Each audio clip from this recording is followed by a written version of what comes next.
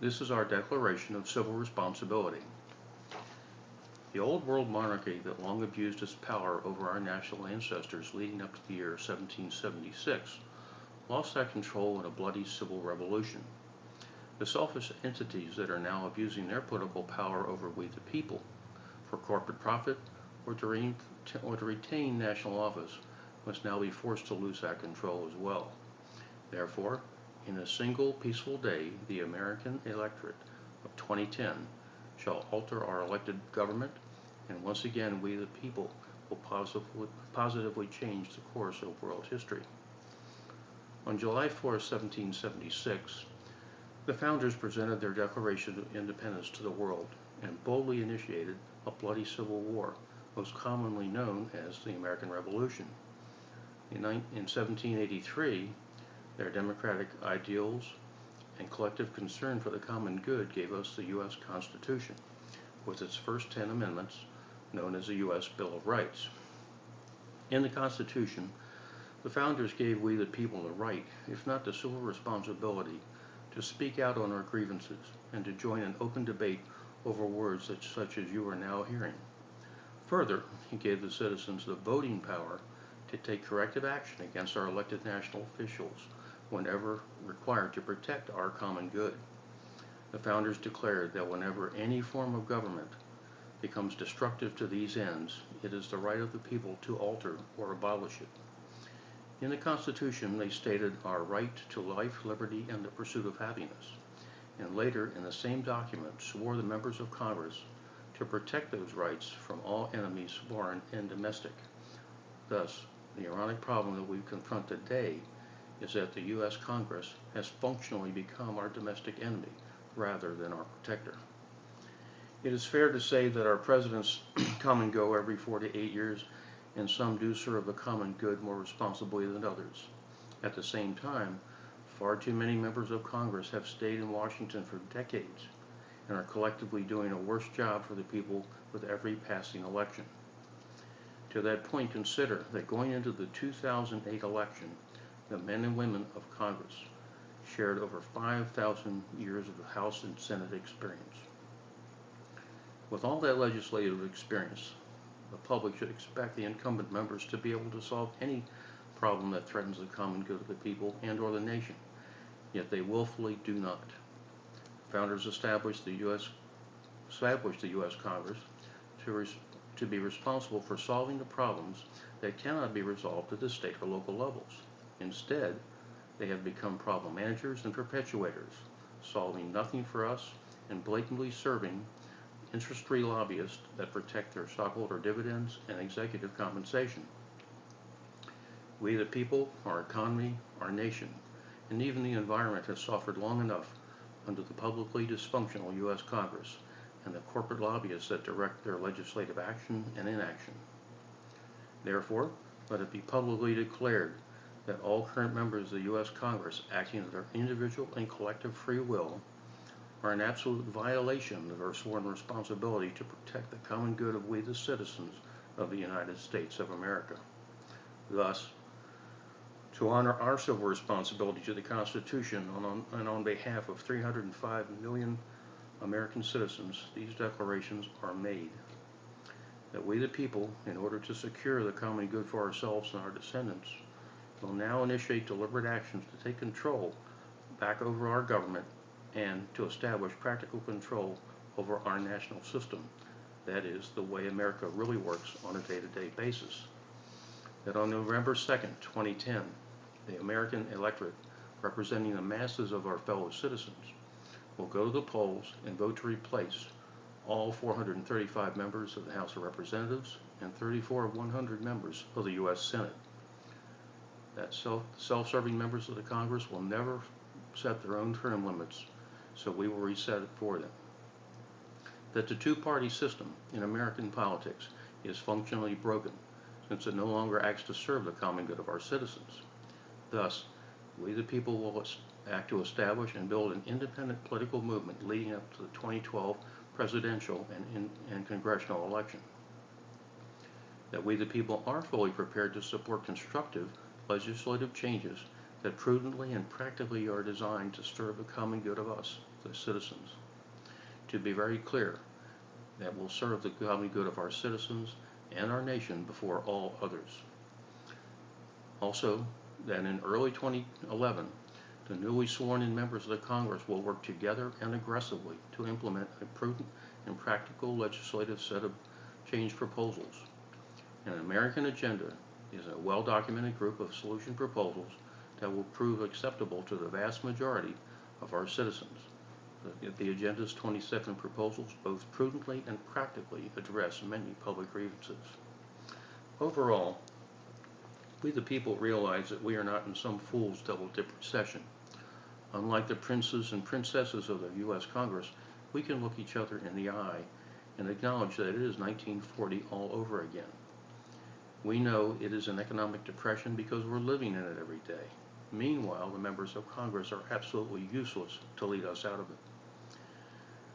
As we can easily observe in the final weeks before the 2010 election, the leadership of both parties is only concerned with which one will have more control over the two houses of Congress, meaning which party will hold the legislative power and thus get bigger checks from lobbyists.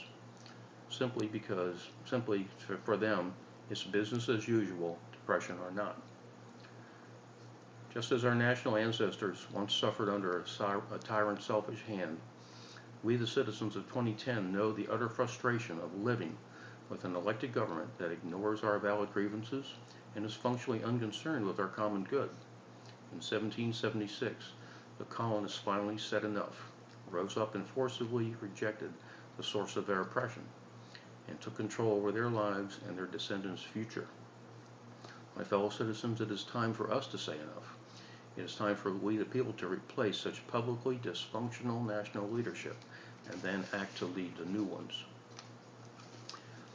Now to address the historic vote on November 2nd and the difficult choice that tens of millions of voters across America must make for us to claim a historic victory on that day.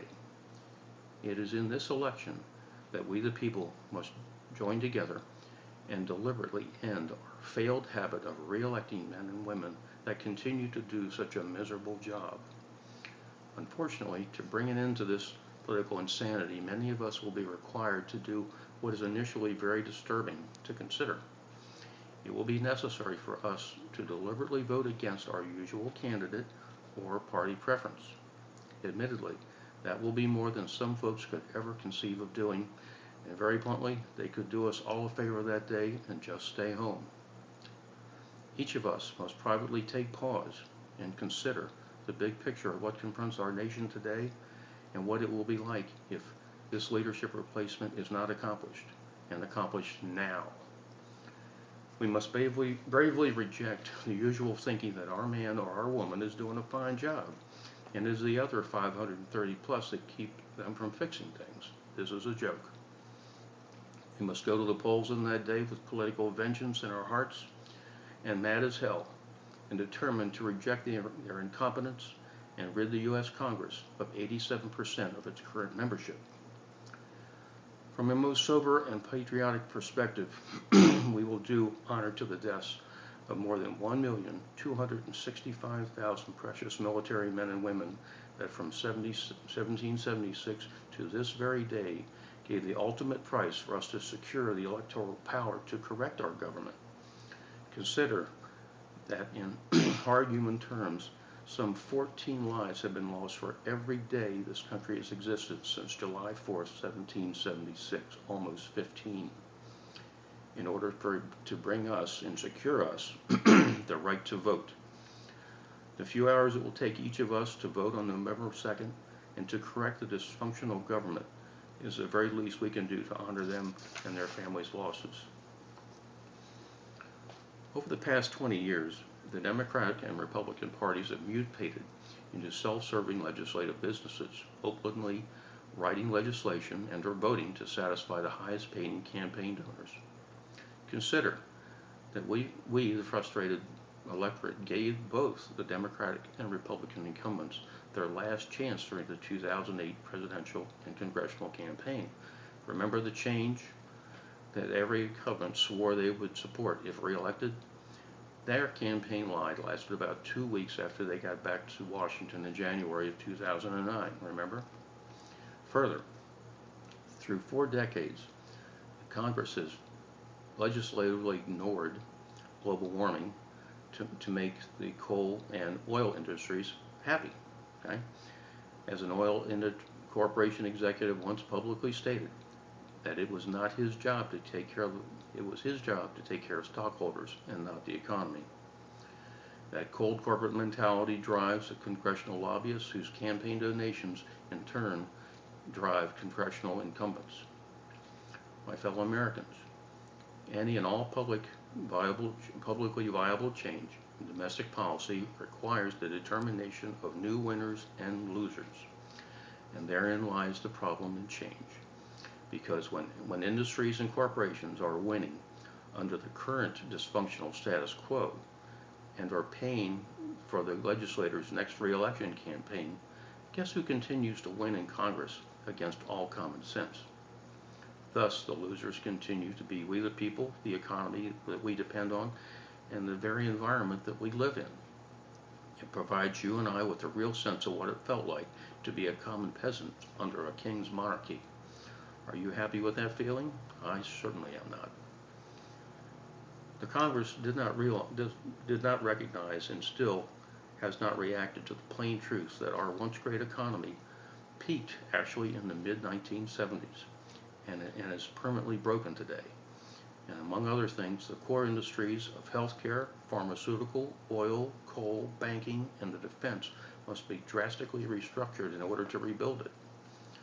Further, both parties in Congress have allowed our military to be dropped into a war that never should have happened. And from 2001 to 2007, they allowed those same national industries to selfishly take more from the people and the economy than they could give. Part of the result of that, in recent statistics, are that 1 out of 7 Americans is now living in poverty, a simple number to hear on the news, but that actually means that's 43 million of us. Okay? However, in spite of all that insanity, be encouraged, my fellow Americans, because our problems can be solved. A few examples of the people's problems that are addressed in an American agenda and that will be addressed to the public's satisfaction includes the growing problem of unemployment, increasing crime and gang violence, our failed national drug policy, our failing public education system, our failed judicial system, stopping and reversing illegal immigration, growing homelessness, and domestic violence. These things can be addressed by simple laws. Overall, my fellow Americans, let it be known far and wide that in our democracy, any problem can be solved if the people's declared goal is for it to be resolved. My fellow Americans, this declaration confronts the true state of our union in 2010 and announces the civil action that is required to break the cycle of re-electing people to Congress who will not serve and protect our common good. This sincere message challenges each of us to join in a national course correction for ourselves, for those that we love and otherwise care about, and also for the 305 million of our fellow Americans that we will never ever meet. This is a most troublesome action that we are now required to execute. However, be confident and assured, my fellow Americans, that no one and nothing can stop us from accomplishing this noble feat. This is our reluctant moment in history, and it is time for our second American Revolution.